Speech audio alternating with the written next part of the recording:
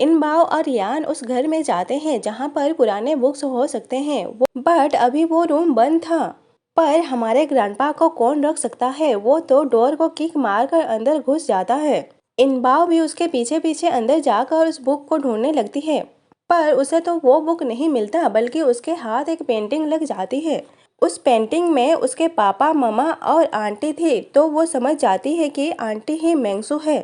तभी आंटी भी अपने रूम में वापस आ जाती है। ये आंटी का ही रूम था, जो देखकर इनबाओ तुरंत ही उस पेंटिंग को छिपा देती है और बहाना देकर यान को अपने साथ भगा लेती है। फिर इनबाओ चांग्यान के पास जाकर बताती है कि हमें तो वो बुक नहीं मिला, बट एक जानकारी मिली है। मैंने तुम्हें मेंगसू के बारे में बताया था ना, जिससे मेरे पापा दूर रहने के लिए कहे थे, वो तुम्हारी आंटी है।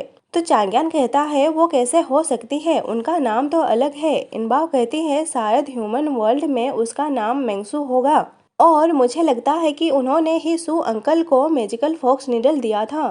शायद मेरा पेंडेंट भी उन्हीं के पास ही होगा।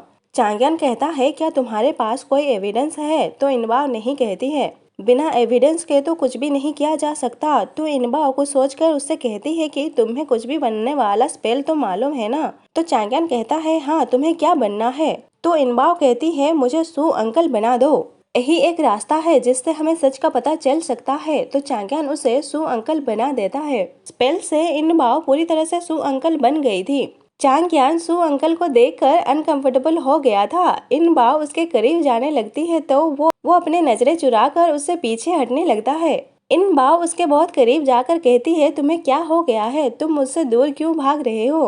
क्या तुम भी बाकियों की ही तरह बाहरी सुंदरता से अट्रैक्ट होते हो, मेरे सोल से नहीं? और उससे नाराज हो जाती है। चांग्यान कहता है अच्छा ठीक है बाबा, नाराज मत हो, अब आगे का क्या प्लान है? इधर आंटी को दिखाया जाता है, जो अपने रूम में याद कर रही थी कि कैसे उसी ने ही पोर्टल बनाकर इनबाओ को चांग्यान के पास भेजा था, और सोल इनबाओ के बॉडी में चला गया, और उसको वहां से बाहर निकालने के पीछे भी वही थी, ताकि चांग्यान अपना सोल ना निकाल पाए। इसका मतलब ये बहुत पहले से ही अपना प्लान बना रही थी। इनबाओ उसका पर्दाफाश करना चाहती थी, इसलिए उसे मिलने बुलाती है।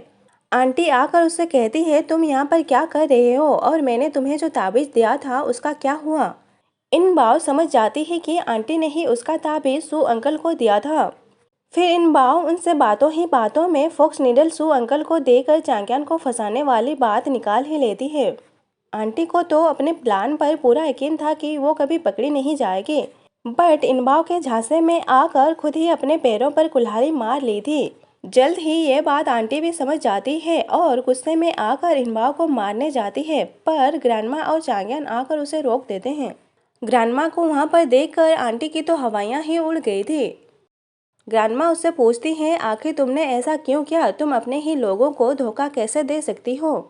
आंटी हंसते हुए कहती है मैं इनबाओ के पापा और माँ की बेटी इनबाओ को ऐसे ही तड़पते हुए देखना चाहती थी। और इनबाओ तुम अपने लाइफ में कभी भी खुश नहीं रह सकती। तुम्हारी मोम एक नंबर की चुड़ैल थी और तुम्हारे पापा भी कुछ कम नहीं थे। इनबाओ कहती है आप मेरे मोम के बारे में ऐसा कैसे कह सकती हो?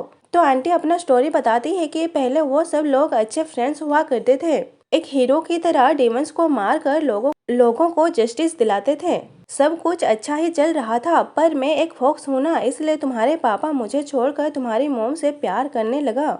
उन दोनों ने मिलकर मुझे धोखा दे दिया, इसलिए मैंने तुम्हारे साथ ये सब किया। इनबाओ कहती है नहीं, वो ऐसा नहीं कर सकते, उन्होंने आपका असली चेहरा देख लिया होगा, इसलिए आपको ऐसे छोड़ दिया।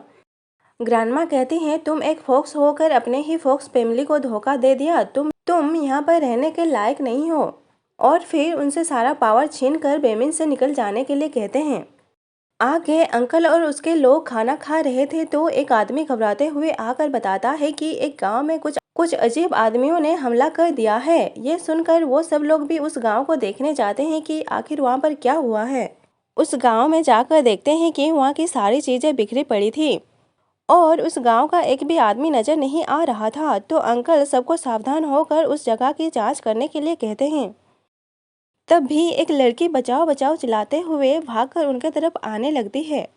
उसके पीछे एक पपेट स्लेब पड़ा था, जो उस लड़की को मारने ही वाला था कि हानियो उसे अपने तलवार से दूर फेंक देता है। फिर उस आदमी के पास जाकर उसे चेक करने लगता है कि क्या ये जिंदा है या फिर मर गया है, पर उसकी सांसें बंद थी। इसलिए अंकल को उसे देखने के लिए बुलाता है। उसकी आवाज़ सुनकर आदमी फिर से जिंदा हो जाता है और उसके हाथ में काट लेता है। हानिऊ बड़ी मुश्किल से खुद को उससे छुड़ाता है। इन सब पपेट्स को देखकर अंकल समझ गए थे कि उनकी ताबीज़ किसी के हाथ लग गई है, जो इन सब पपेट्स को कंट्रोल कर रहा है। हमें तो पहले से ही पता है कि फिलहाल ताबीज़ का मालिक सूहो है और वही इन पपेट्स का किंग बनकर इन्हें अपने इशारों में नचा रहा है। आगे सू हानिऊ के पास आती है। वो उसके लिए मेडिसिन लेकर आई थी और फिर उसके चोट पर बड़े प्यार से मेडिसिन लगाने लगती है। हानिऊ भी उसे बड़े प्यार से देखे जा रहा था और उसे किस करने के लिए आगे बढ़ता है कि तभी उसके कमरे से सू की चिल्लाने की आवाज़ आती है, तो बाकी सब उन्हें देखने के लिए जाते हैं। उस आदमी के काटने से हानिऊ भी ज़ॉम्बी बन गया था, इसलिए अंकल उसे रस्सी से बांध देते हैं और कहते हैं हमें जल्द ही इनबाओ को ढूंढना होगा, वही इसका कुछ सॉल्यूशन निकाल सकती है। सू हानिऊ की ऐसी हालत देखकर बहुत दुखी थी और उसके पास बैठकर उसे अपनी सारी बातें एक एक करके याद दिलाने लगती है। कमाल की बात यह है कि उसके बातों और प्यार का असर हानिऊ पर हो रहा था। फिर कुछ देर बाद हानिऊ शांत हो जाता है और उसकी हर बात भी मानने लगता है। अगले दिन सब लोग बेमिंग के लिए निकल पड़ते हैं और रास्ते में कुछ देर आराम करने के लिए रुकते हैं। सू हानिऊ के लेकर लकड़ी इकट्ठा करने जाती है और उससे खूब सारी बातें भी करते हुए जा रही थी। कुछ देर बाद जब वो पीछे मुड़कर देखती है तो हानिऊ तो वहाँ पर था ही नहीं। वो रस्सी खोलकर भाग चुका था। तो सू परेशान होकर उसे इधर उधर ढूंढने लग जाती है। हानिऊ को तो कुछ छोटे छोटे बच्चे बुली कर रहे थे, तो सू जाकर उन बच्चों को वहाँ से भगाती है। हानिऊ उसके लिए बेरी लाने गया था, जो देखकर सू इमोशनल हो जाती है। ऐसे भी हानिऊ बहुत प्यारा लग रहा था। इधर फॉक्स क्लान में इनबाओ, चांग्यान और फॉक्स मिलकर बुक्स में से सोल निकालने का तरीका ढूंढ रहे थे। फॉक्स एक बुक में से पढ़कर बताता है कि सोल निकालने का 2 स्टेप होता है। पहला, दोनों एक दूसरे से सिंसियरली प्यार करते हों, और दूसरा स्टेप, दोनों को मिलकर कल्टीवेशन करना होगा। उनका फर्स्ट स्टेप तो कंप्लीट हो गया था, दोनों एक दूसरे से सिंसियरली प्यार करते थे, बस सेकंड स्टेप बाकी है। पर उन दोनों को ही पता नहीं था कि साथ में कल्टीवेशन कैसे किया जाता है।